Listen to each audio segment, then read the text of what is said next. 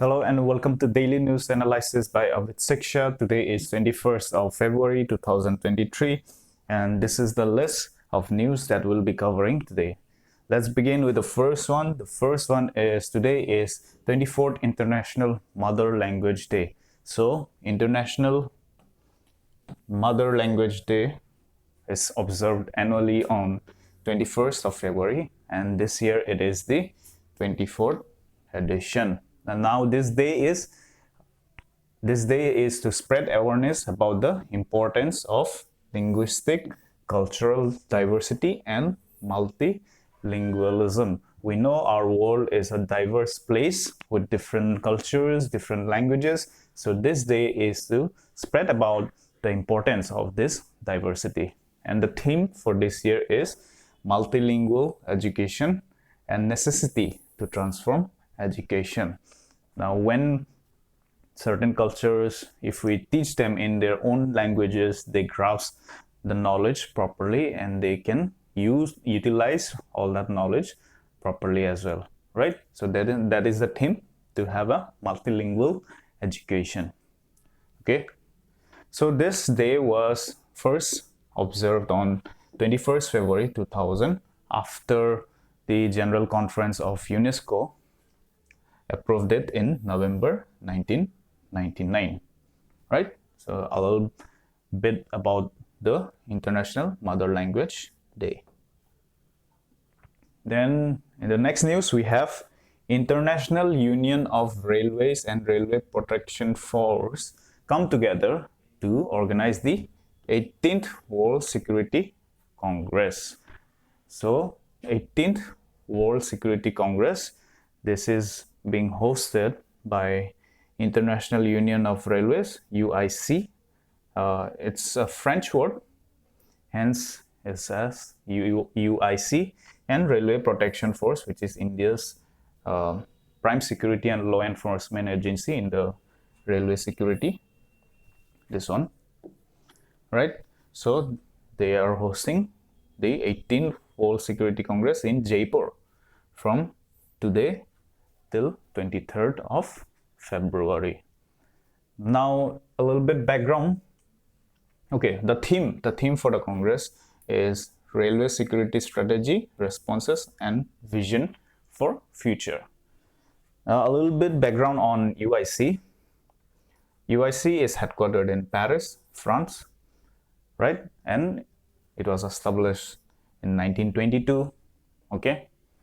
So its mission is to promote interoperability and standardization of rail transport, which includes cooperation and sharing of best practices, then supporting new businesses and new areas of activities, right? So UIC technically is responsible for strategic and tactical cooperation among all railways.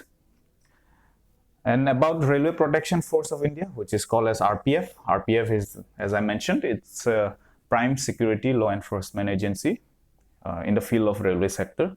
So it was constituted in 1957 for protection and security of railway properties. Then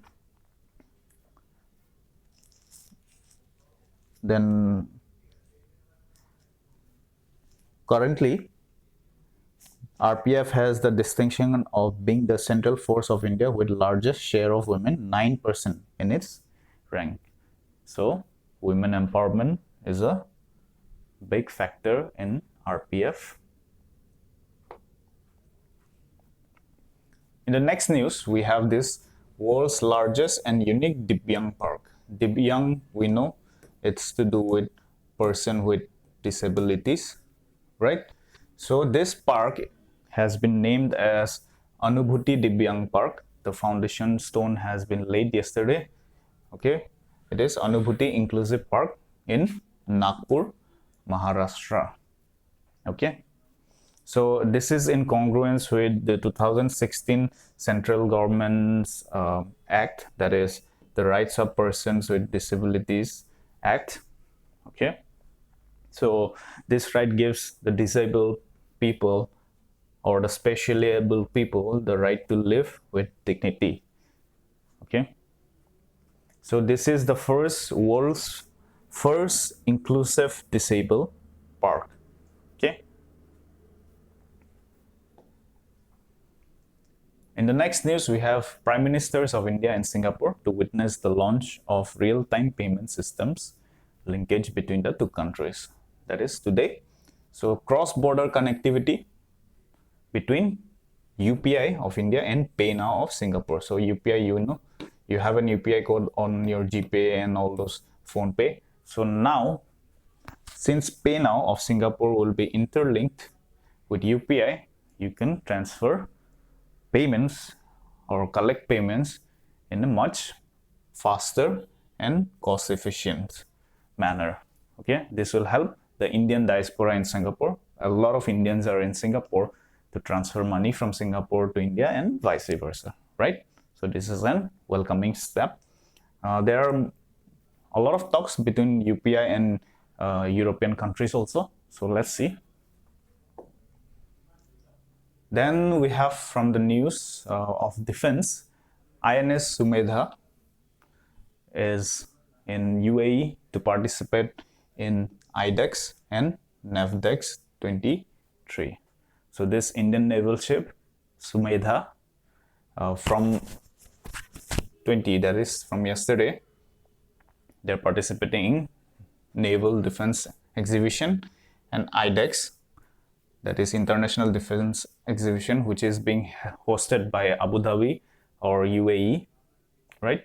So this will show the strengths of India's indigenous shipbuilding. Okay, so INS Sumedha is the third ship of the indigenous built Saryu class. Okay, so this is a naval offshore patrol vessels, and it was commissioned on 7 March 2014. Now this has been built at Goa Shipyard Limited. INS Sumedha was built at Goa Shipyard Limited. Okay.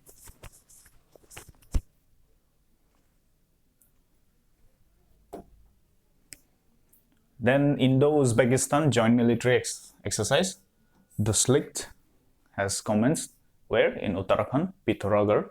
So this is the fourth edition of joint military exercises between Indian Army and Uzbekistan Army. Okay, and 45 soldiers from Uzbekistan and Indian Army are participating. So the troops, Indian Army troops, contains an infantry battalion from the Garhwal Rifles Regiment. Okay, so this is a 14 days long joint exercise. They'll mostly conduct exercises on counter-terrorist operations in mountainous and semi-urban scenarios. Okay, the first edition of the exercise was held in Uzbekistan in November 2019. Okay, if you have to look in the map, find out where Uzbekistan is. It's a Central Asian country. So you can comment down below what is the capital of Uzbekistan. All right, this brings us to the end of our DNC, the daily news capsule for today. We hope you're enjoying this series. Please join us on our Telegram channel to get the PDFs and also the content that we're preparing for the future for you all. Okay, so thank you for joining this session. We'll see you soon.